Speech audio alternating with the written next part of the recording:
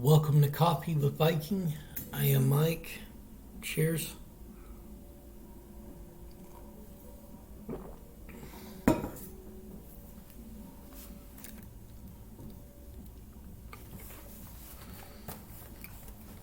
Proverbs, advice from wise old men.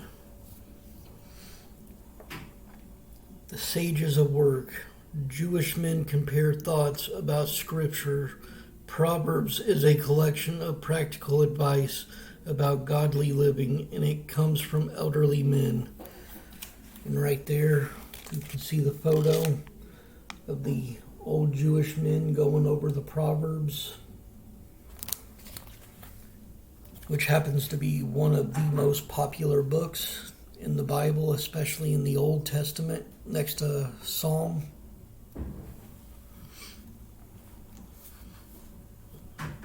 No plot, no stories, no characters. Proverbs has none of it. Yet it's one of the most quoted books in the Bible. Here's an example of why. It's better to stay outside on the roof of your house than to live inside with a nagging wife. Proverbs 21:9. That's why it's quoted so much. It's quotable. It's also known as the Book of Wisdom, who was written by the wisest king of all, the son of David himself, Solomon. Proverbs, for the most part, is a book of snappy one-liners, and we're all guilty of quoting it, even in anger, as well as to make our points across when we're in a good mood too. Advice written by old men.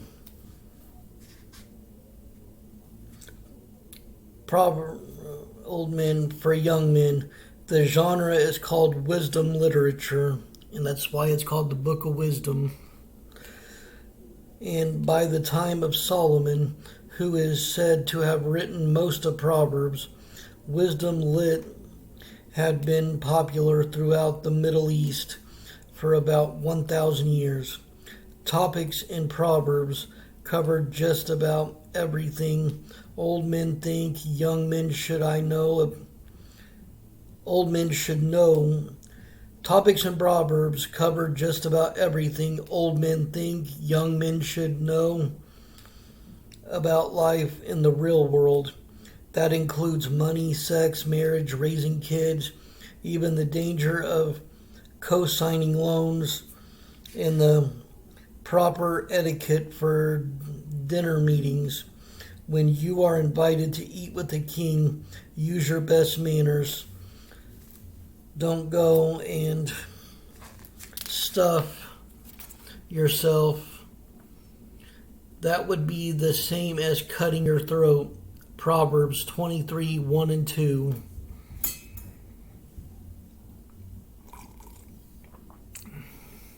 Well, I would definitely have to do some training there. I am not the best eater out there. I pretty much inhale it and move forward.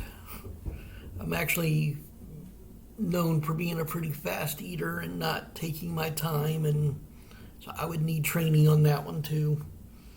Some of this grandfatherly advice is just that, advice by someone's granddad, and it shouldn't be taken as promises from God. Often the God-loving grandfathers of Proverbs are simply making note of trends and principles they've observed in their years on the planet. For example, lazy people are soon poor, hard workers get rich, and that's Proverbs 10:4. Tell it to a coal miner or tell it to a factory worker punching a clock 12 hours a day, 6 days a week to make ends meet. There are exceptions to the rule. Wise readers read Proverbs wisely. And I'm sure that a lot of us have quoted some Proverbs in the wrong way, because we misinterpreted it. So let discernment come in when you read. a proverb. The main point of the book of Proverbs is these wise sayings are intended to teach people to live disciplined and successful lives, to help them do what is right, just, and fair. And that is Proverbs 1:3. The writer, most are introduced as the Proverbs of Solomon, David's son, king of Israel, Proverbs 1:1. And Solomon, like I stated earlier, is also known as the wisest king. When God promised him anything, he could have had anything in the world, and he said he wanted wisdom, and God gave it to him. Not to say that his death wasn't a foolish one in the end, but he did live a very wise life and gave a lot of great points for us to live by in the Proverbs. So I still hold a lot of respect for Solomon, even though toward the end he did slip. Solomon reportedly wrote 3,000 proverbs, one in 1 Kings 4:32. Other proverbs are by a group of unidentified men simply called the wise. And that's Proverbs 24:23. And I actually learned something new here because I thought Solomon wrote the whole thing, but it's actually kind of cool finding out that he wrote most, but there were other really wise old men that wrote in here too. In one proverb, each is attributed to the otherwise unknown.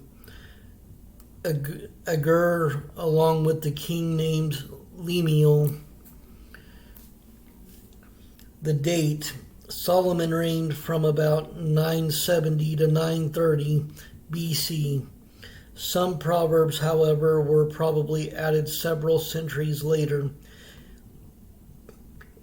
King Hezekiah's advisors were working on the collection during his reign nearly 300 years after Solomon, and that's in Proverbs 25:1. And the location where this was written, of course, Israel. Because when Solomon started writing this, he was the king of Israel, so that's an obvious location.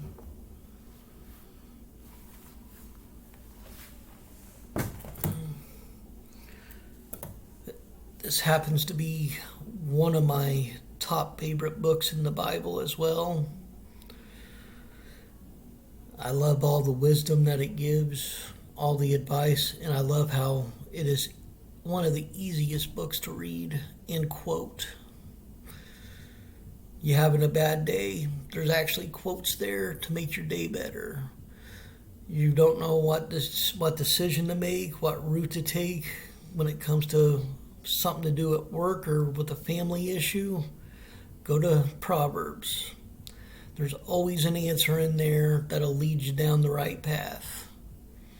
That truly is a book of wisdom. And it is one of my favorite Old Testament books, and even in almost every New Testament with no Old Testament found, you can always find Proverbs in it, as long as with Psalm too. I think those might be the two most quoted Old Testament books out there. I could be wrong, but it seems like I hear people quoting those and requesting to hear from those more than any other book. So the popularity of those two, especially as old as they are, as old as the writings are, have aged well with time. And you can still learn from them today, just like I just learned Solomon wasn't the sole writer of it, which I'm kind of laughing at now because it makes sense that it would be other wise people too, because some of the writing does change as you go into it. I love you all. Stay blessed. Stay caffeinated. And may you all have a blessed and wonderful day. Much love.